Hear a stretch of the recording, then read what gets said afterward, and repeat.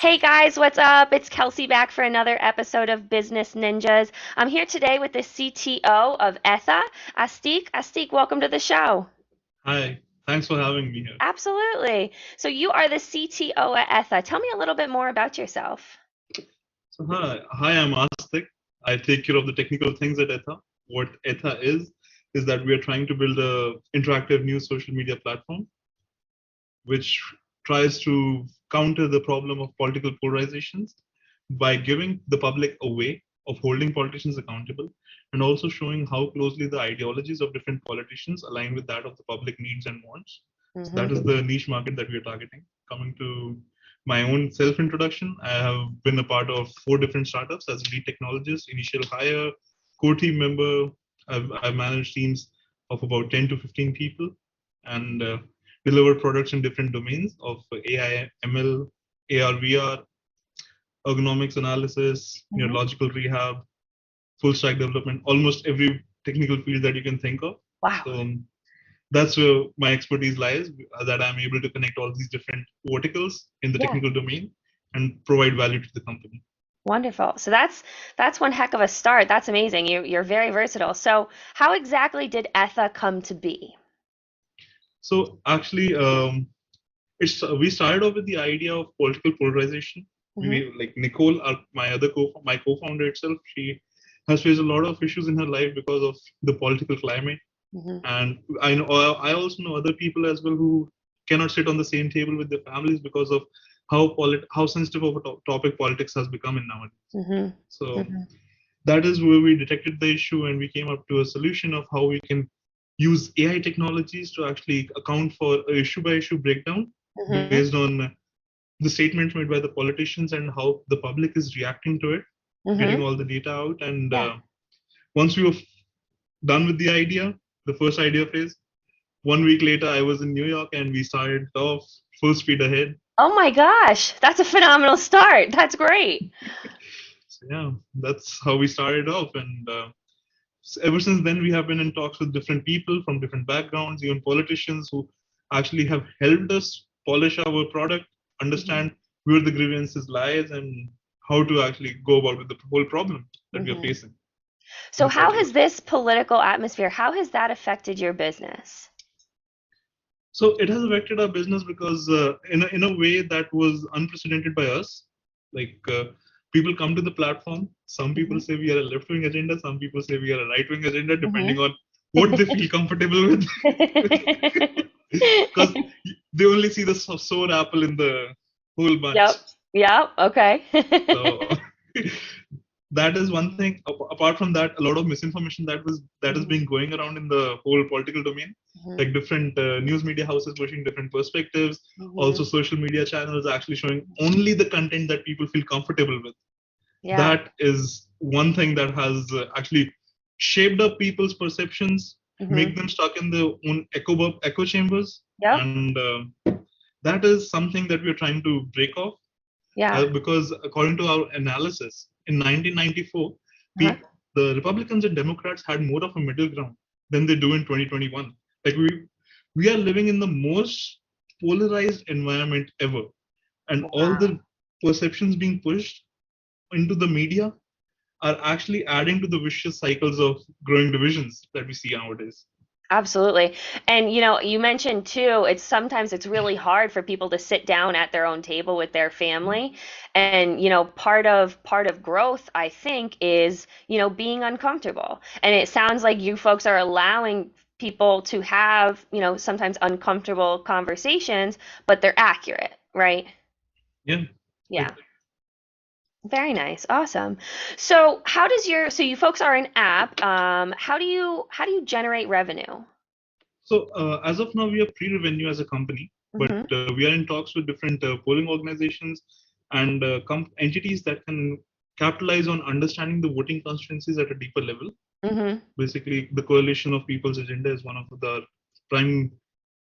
We are in talks with them as of now, Hmm. Yeah. and we want to derive value from understanding how people are perceiving different topics, issues, policies, politicians, and how this data can be directly used for better law and policy making so Mm-hmm. that the government delivers what the public actually wants. and what the public needs and what people are comfortable with having. So Yeah. once we do an issue by issue breakdown of all these different data points that we collect, Hmm. we are able to provide sufficient data to make a decision Very based nice. on the public opinion.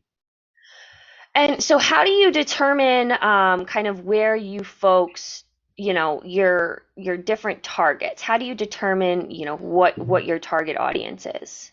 Yeah, so our target audience is people who have emotional charge regarding politics, Mhm. the voting public, the undecided voters, and the public in general. Mhm. Anyone who's recognizes the problem of political polarization, that is a prime target. Apart from that, people who have strong emotions, Mhm. strong opinions regarding politics, that is Mhm. our audience as well. So Mhm. what we are trying to do is give them a way to Mhm. let their voices be heard, because these people seldom, like, a lot of times they feel that their voices are not being heard, but Mhm. we are giving them a Yeah. way to hold their politicians accountable in the form of leader Q scores, which Mhm. can be thought of as a report card for a politician based Mhm. on how closely a politician's ideologies align with Mhm. that of the public. Mhm. The score goes up and down. So Yeah. once a person has a certain amount of impact on that Mhm. score, and they Mhm. see it in real time, Mhm. which our company really takes great pride in being real Yeah. time. Yeah. So once a person sees that, that is the factor. Yeah. Yeah.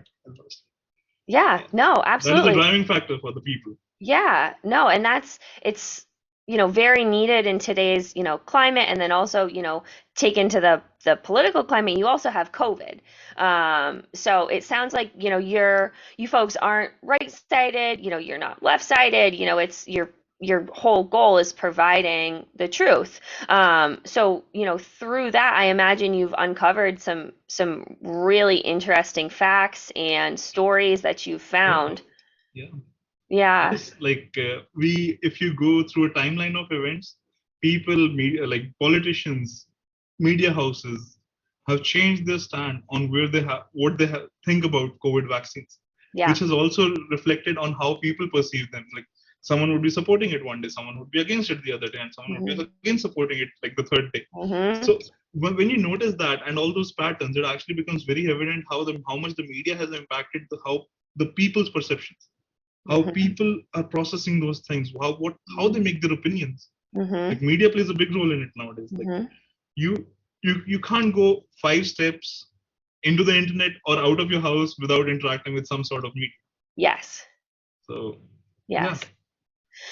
So how do you folks reach your target audiences? What do you do to reach out and get new customers So or as new of now, users? yeah, as of now, we are using different podcasts that we have. Mhm. We are on a radio show called America Matters and a Mhm. couple of others. Mhm. So we are able to get more awareness about our product, Mhm. get more users onto the product. Plus, we also are using social media marketing, where we are Uh-huh. posting on social media regarding current news events and what's going on, which Mhm. politician said what, and driving more traffic towards our website and the mobile applications. We are Yeah. available on both Google Play Store and Apple Store itself. So we are also trying to engage people in deeper conversations, existing users, either Mhm. on Instagram or through emails and others. And once we get to know them, we try to understand the grievances, the issues they're facing with Mhm. using the application, and what kind of feelings they have Mhm. and what they think about it. So once we Mhm. get that all that data, we are trying to iteratively fix the lackings of our product, Yeah. and while also understanding what the public needs at a more deeper level, because we are interacting with them on a one-to-many as well as one-to-one basis. Mhm. So it helps us get the bigger and the smaller picture both together. Right. And it sounds like it's a holistic and really customer-centered approach because, Yes. you folks are taking these big ideas and really breaking it down, but also too making sure that, your customers and your users are benefiting from the output that you're outputting rather. Um, so what would you say of all of the things, all of the different channels that you just talked about, what would you say is the best way for you to reach users, both new and then old, or new So and existing? yeah, the to get new users, the best platforms that have been working best for us are LinkedIn, Mm-hmm. Instagram. Mhm. Like on Instagram, we are able to engage the younger generation, get them Mhm. excited about politics, get their Mhm. opinions in. On LinkedIn, we have a more mature community which actually takes us seriously and Mhm. helps us with all the lackings of our product, as Yep. well as give their 2 cents regarding what they feel about it, even Yeah. if they sign up or don't. Yeah. Regarding the current users, we are actually able to contact them through emails or give them a pop-up on their application itself, Yeah. like, what do you feel about it? Not now, never, don't show me this pop-up again. All those things we are doing to like, it's a one-to-one thing. Like, we want to Yeah. make an app for the people. So Right. we're trying to get as many opinions as possible to make something that works for the general public. Absolutely. Because you like you said it great. You want your app to be made for the people, but you also want your marketing to be made for the people too, because those are your consumers. Yes. Of and consuming, what in different parts of the media, that you want to make sure is accurate, and your customers are getting, the best and most accurate news from your service. So when someone reaches out to you, what would you say their biggest problem is? Is it that could you say that it's misinformation, or, looking for new knowledge? Kind of what would you say the goals of a new user would be, or a new customer? Yeah. So there are 2 types of users that we get. One is people who come through the organic growth virality loop that we have, Mm-hmm. which are people who have strong opinions regarding politics. Mm-hmm. When they see something that was posted by their favorite politician or someone from their favoring party, Mm-hmm. they come onto the platform, start talking about it, and stating their own opinions. Mm-hmm. So our application is able to like rank the opinions and other things using similarity indexes, relative indexes, and others, like Mm-hmm. basically natural language processing (AI) Mm-hmm. stuff, Mm-hmm. as to how they are interrelated. Okay. So that gives us a better insight into that as those kind of users. And the other Absolutely. users that come onto the platform are people who want to hold politicians accountable and Yep. also get access to credible news information. As of now, our platform like has a will be having a bias detection algorithm Okay. into it. So once a politician says something, how different media houses report it and what kind of bias they are projecting, we'll be Wow. showing that. So that is a prime interest for the users. Yeah. Wow. Okay, so walk me a little bit through your app a little more. So I open the app, kind of walk me through exactly what the app looks like. Yeah. So when you come onto the application, Mm-hmm. you're able to. It's somewhat of a simple interface, a Mm-hmm. gesture-based interface, similar Yep. to Tinder Mm-hmm. or Instagram. You just swipe left and right. People are able to see what the politician is saying Yep. in the current news media. They agree, disagree with it. And based on those agrees, disagrees, the politician is ranked on the leaderboard. Also, people can Okay. engage in conversations regarding what the politician has said, what he meant.